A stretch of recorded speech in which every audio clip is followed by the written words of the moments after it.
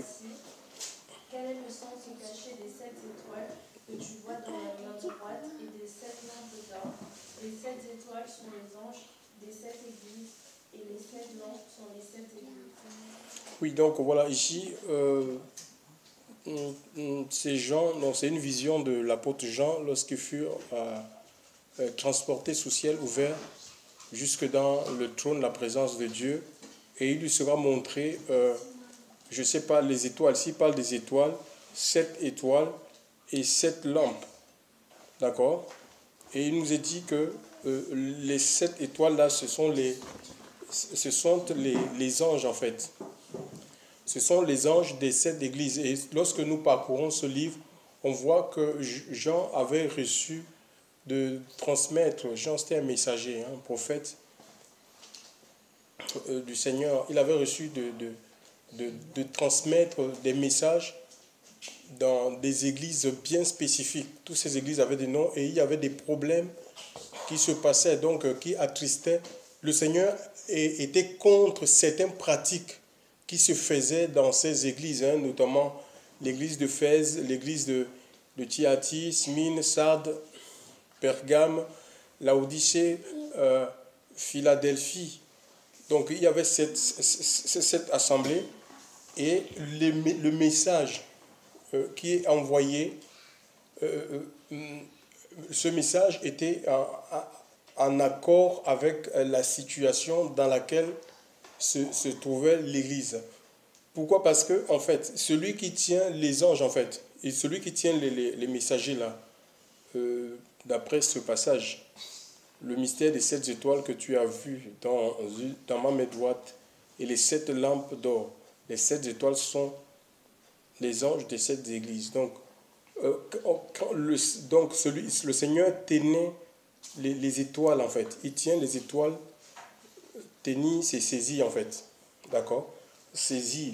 Et on a besoin, plus que jamais, on a besoin d'être saisi. Les étoiles, ici, c'est les anges. Donc, les anges sont des messagers, en fait. On peut lire c'est ceux qui annoncent, ceux qui publient, chers frères et sœurs, la parole. C'est ceux qui prophétisent. Daniel chapitre 12, le verset 3.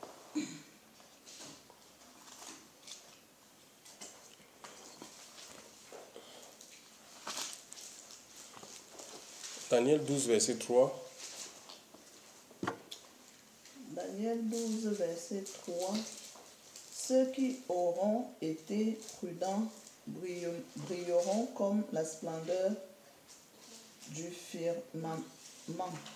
Et ceux qui auront rendu juste beaucoup de gens comme les étoiles pour toujours et à perpétuité. Mais toi, Daniel... Oui, c'est bon. Oui, c'est ça, oui. C'est Daniel, hein. Oui.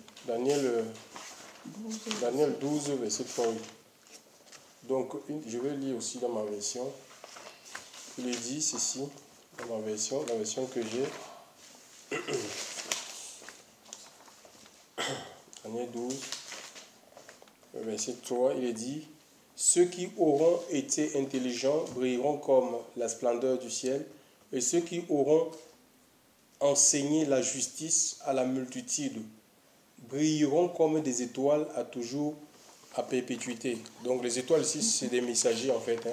Ils sont là pour annoncer quoi? Ils sont là pour annoncer la justice de Dieu. Ils sont là pour proclamer la vérité, même si ce n'est pas bon à entendre.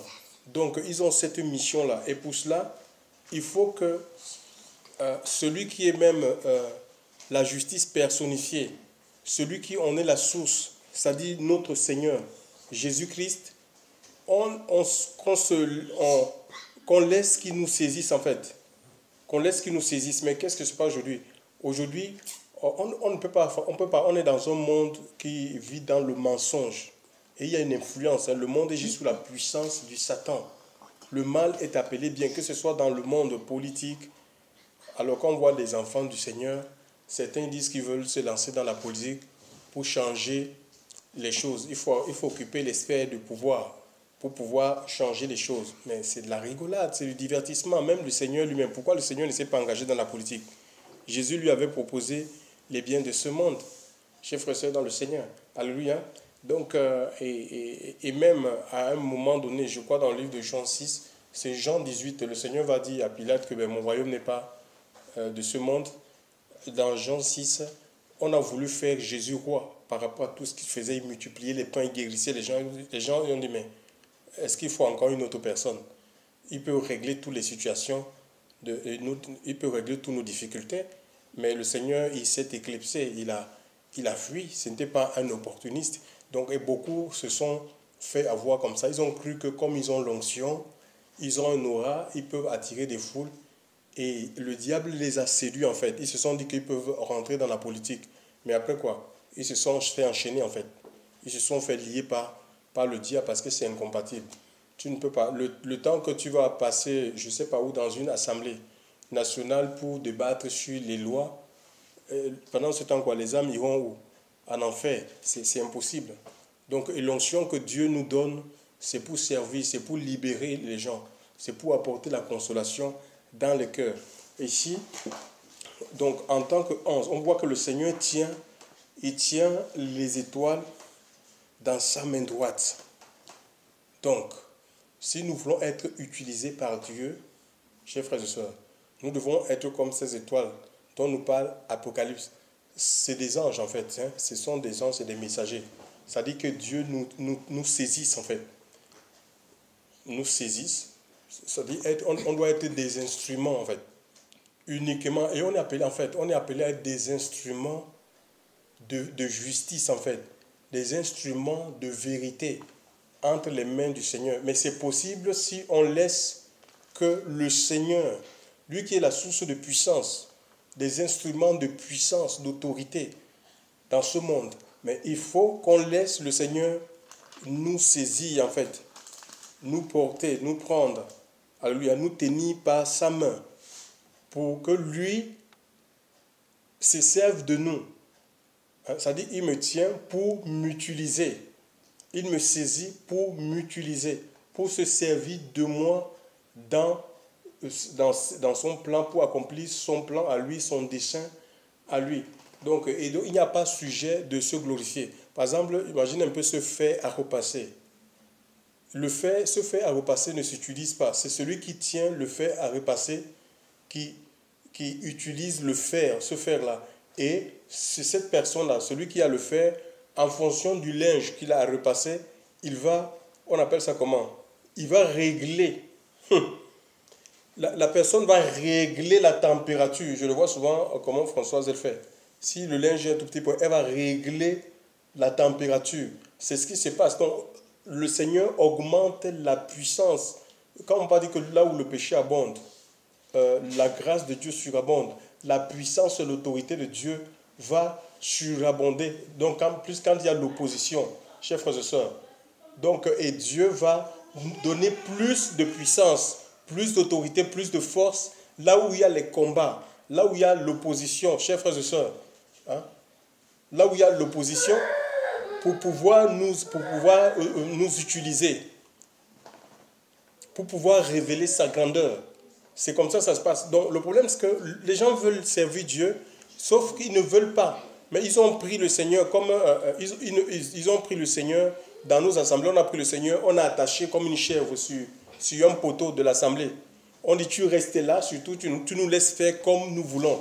Et nous voyons dans le livre d'Apocalypse, où le Seigneur, parlant de l'assemblée de Laodicée, où le Seigneur tellement, cette assemblée a carrément mis le Seigneur à la porte. Et pourtant, elle chantait. Cette assemblée chantait, cette assemblée priait, cette assemblée jeûnait. Cette assemblée était dans les séminaires, les concerts gospel et autres, mais le Seigneur était à la porte. Ça veut dire que le Seigneur n'était pas à l'intérieur. Le Seigneur ne régnait pas. Et c'est le cas de beaucoup de vies. Beaucoup de vies parlent de Dieu. Beaucoup de vies proclament le Seigneur. Beaucoup de vies chantent le nom du Seigneur. Sauf qu'il ne règne pas. Il ne règne pas, chers frères et sœurs. Il ne règne pas. Il est mis à la porte. Il est attaché sur un poteau, chers frères et sœurs. C'est pourquoi on voit, quand on compare les assemblées d'aujourd'hui et ceux des jours de la Bible, de l'Église naissante notamment, nous voyons un grand écart. Il y a une disproportion, chers frères et sœurs. On voit comment la puissance de Dieu accompagne, parce que le Seigneur était avec eux. Chers frères et sœurs, donc c'est Dieu. Ils étaient des instruments entre les mains du Seigneur. Aujourd'hui, on a des gens qui se vantent. Hein, ils se vantent même par rapport quand le Seigneur commence à se servir, au lieu de rester dans l'humilité, de reconnaître que c'est le Seigneur, non, ils se vantent comme si c'était eux. Imaginez un peu se faire à repasser, ne peut rien revendiquer, ne peut pas se vanter, se lever, dire que ah, vraiment, je repasse les habits. Hein.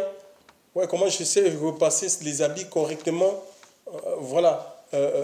Je sais régler la température. Non, c'est un élément qui est inerte. D'accord? Ça n'a aucune volonté. Et c'est la personne qui utilise le fait, qui règle la température, qui s'en sert. Et il y a un passage comme ça dans le livre d'Ésaïe, par exemple. Ésaïe, je crois, Ésaïe 10, verset 15. On peut lire ça. Ésaïe 10, verset 15. Écoutez ce que Ésaïe 10, verset 15. Ésaïe 10, verset 15.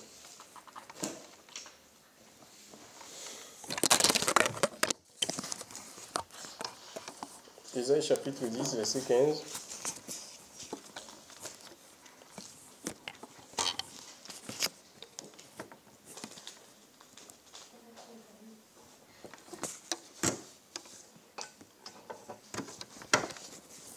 Oui, François, vas-y.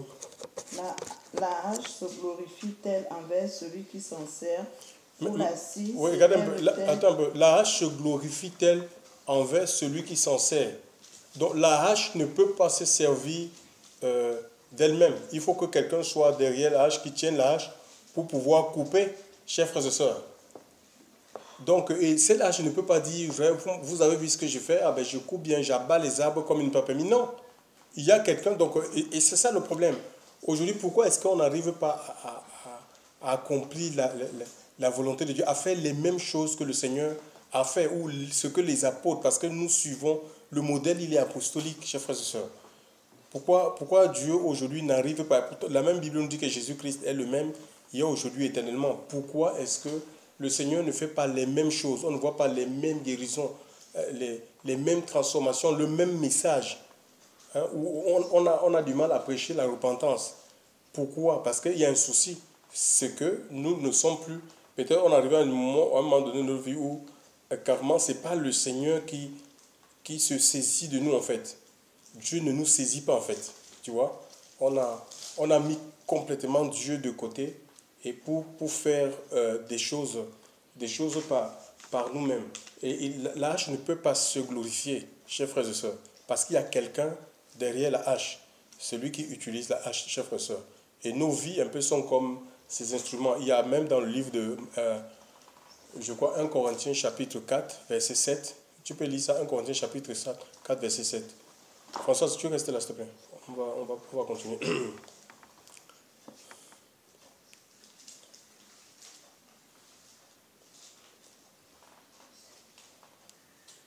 Car en quoi penses-tu être supérieur aux autres? Tout ce que tu as, ne l'as-tu pas reçu de Dieu? Puisqu'il en est ainsi, pourquoi te vanter de ce que tu as comme si tu ne l'avais pas reçu? Ah ouais, tout est grâce. Tu vois, donc tout est grâce.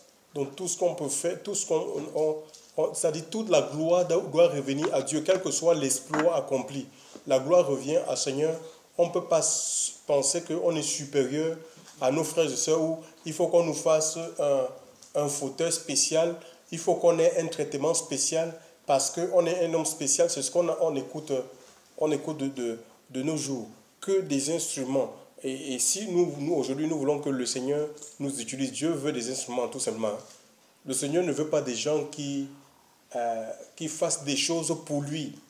Il veut des instruments où c'est lui-même qui fait. Les œuvres sont faites, d'après Éphésiens chapitre 2, verset 10.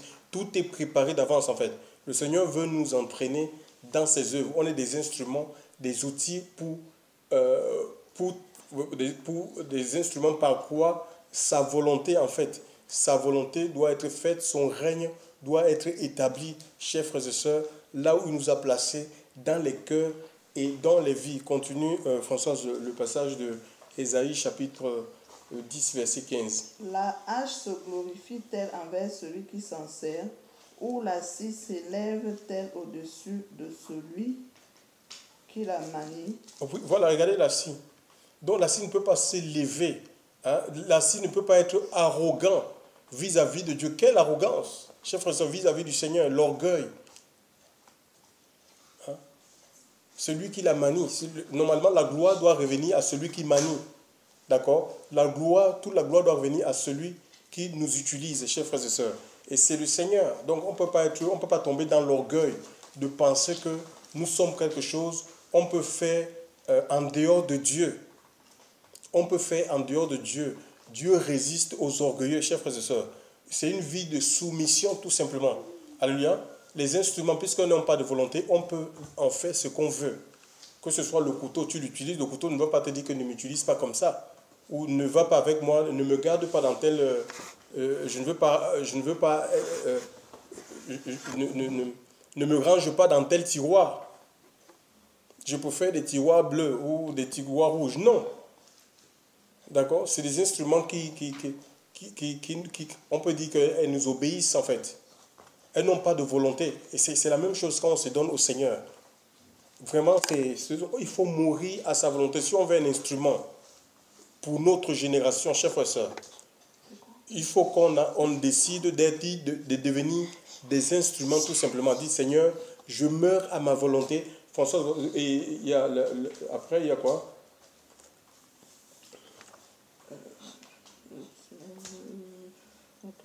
Ou la scie?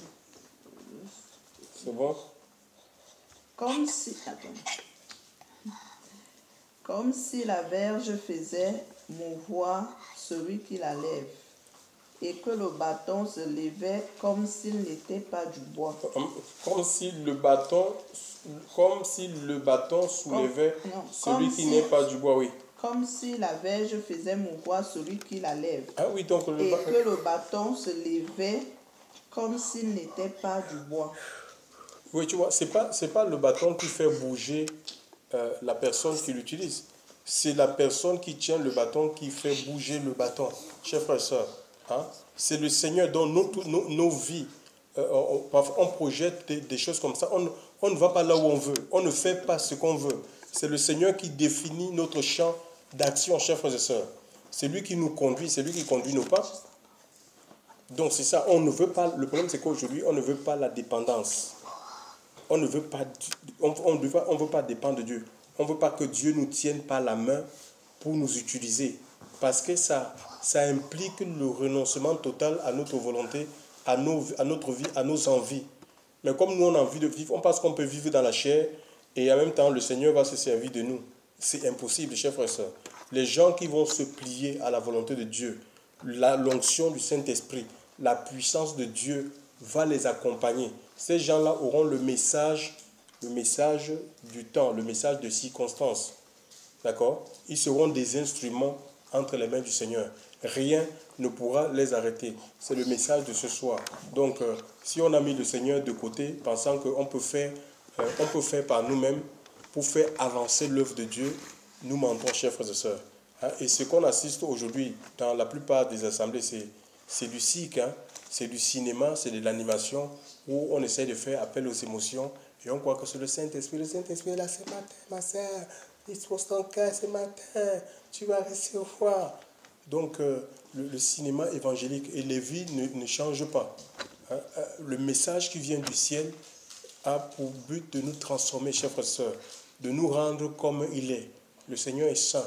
Et il y a une vie de progression. La sainteté continue à grandir au fur et à mesure qu'on est à l'écoute du Seigneur. Chers frères et sœurs, l'Esprit de Dieu gagnant notre vie, puisque celui qui nous saisit est saint. Donc, il n'y a aucune possibilité de chute. Il n'y a aucune possibilité. Quand on est saisi, écoutez-moi bien, les étoiles dans ma main droite, les 7 étoiles que tu as vues dans ma main droite, et les 7 lampes, les 7 étoiles sont l'ange des 16 églises. Donc, il n'y a aucune possibilité de rentrer dans un péché volontaire, un péché conscient. Quand on est saisi par le Seigneur, la main droite, c'est le symbole de la force. La droite triomphante, chers frères et sœurs, c'est la force, c'est l'autorité de Dieu. Donc il n'y a aucune, si on est tenu par la puissance de Dieu, il n'y a aucune possibilité de chute et qu'on ne peut pas tomber Mon Dieu, Seigneur, on ne peut pas tomber dans les pièges de l'ennemi. On ne peut pas tomber comme ça, comme on nous tend des pièges et tu tombes facilement comme un aveugle. Mais il y a un souci, chers frères et sœurs, dans le Seigneur. On sait là où on va. Ce n'est pas une navigation à vue, chers frères et sœurs. On n'est pas dans l'incertitude. Et le Seigneur veut nous sortir de ce christianisme de confusion, chers frères et sœurs. Alléluia. Il faut qu'on se laisse tenir, qu'on se laisse saisir par Dieu. C'est le Seigneur qui utilise, c'est lui qui bâtit l'Église et nous serons un instrument pour la construction, chers frères et sœurs, de son œuvre, là où il nous a placés. On va prier le Seigneur, on va prier Dieu vraiment.